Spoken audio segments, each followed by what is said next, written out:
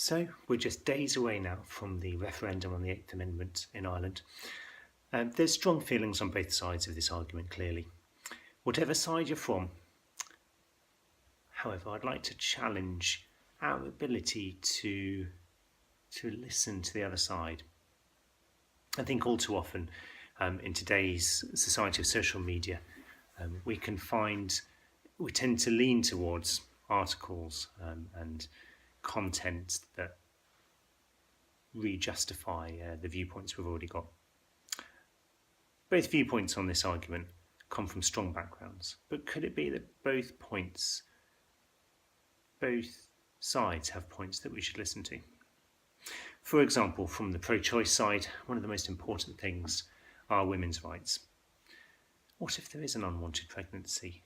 How do we deal with a difficult decision? And whose right is it to say what can be done? From the pro-life side, is it just a religious argument, or is there something scientific identifying what's actually happening in the womb? And either way, what is there to say at what point life has value? I suppose we could unpack these things. We could maybe look at how the other side of the argument might address the concerns from the opposing side. For example, when we look at women's rights, there's absolutely no doubt that a girl in a difficult situation with an unplanned pregnancy or has some emotional or physical challenges, that there's going to be some difficulties continuing with that pregnancy, and that there's a real need there. Now, the pro-life response might be strengthening adoption. Prevention rather than cure can be an answer as well, but this can't cater for all situations. Things can still happen. However much you try, there can still be an unwanted pregnancy. Sadly, rape happens, and so that can't purely be the answer. What about some of the pro-life arguments and how the pro-choice view might respond? The pro-choice response may actually be that there are a number of factors in decision making. It may be an acknowledgement that, in fact, you are sacrificing a life, but there's an aspect of, well, what kind of a life would an unwanted life be? Is it something you'd like to bring a baby into? So it's recognising that any decision has a sacrifice. Women's rights have, however, for whatever reason, had some big influences from individuals and organisations. Some charities have some big donations funding the Eighth Amendment abolition campaign. And I think it's important that we look at the issue as it is. We're not swayed purely on who is supporting the moves in this rather political time. Now, it can also be turned into a women's rights versus religious argument. I don't think we should allow it to turn into that. Pro-life is not just a view held by religious, and women's rights don't need to be attached to abortion either. You can have strong opinions on either side of the fence, and that can be from all sorts of different backgrounds and considerations. The debate has some difficult facts to answer.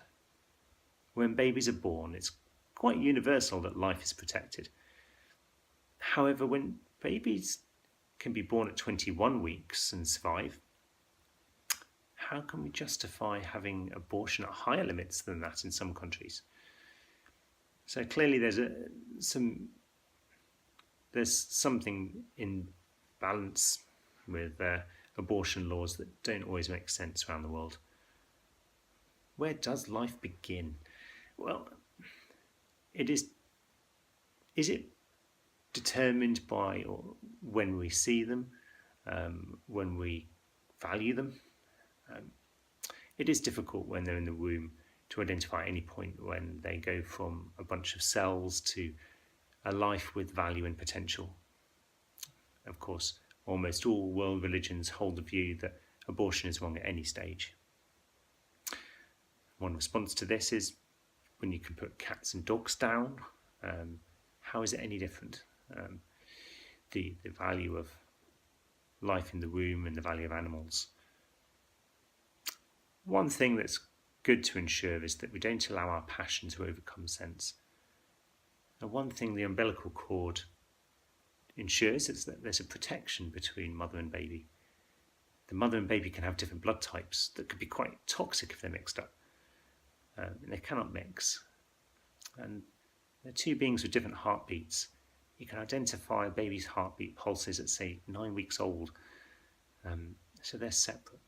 They're separate beings. But there's no doubt that there's a dependency, and that life, that separate life inside the mother, has an impact on the girl, on the women. And sometimes it's good to ensure that we remember that. It's good to ensure our passion for a cause does not stop us from being human, that we become so in favour of pro-choice, of the right to not having our body dictated over, that we ignore the life at stake. I think for the majority of us, we'd agree that abortion is not an ideal end, and that any way it could be justified is sacrificing something. I think as well, from the pro-life point of view, that we don't allow our passion to ignore where others are coming from, because the concerns are important. Even if there is a beating heart in the womb, that they have separate eyes, ears, mouth, blood type, even if there's a separate life there that needs protecting and is one of the most vulnerable, we should not ignore those who are impacted by the fact that life is there. The fact that some are in such a difficult emotional, mental or physical situation that it makes it difficult to continue with the pregnancy, that situation cannot be ignored.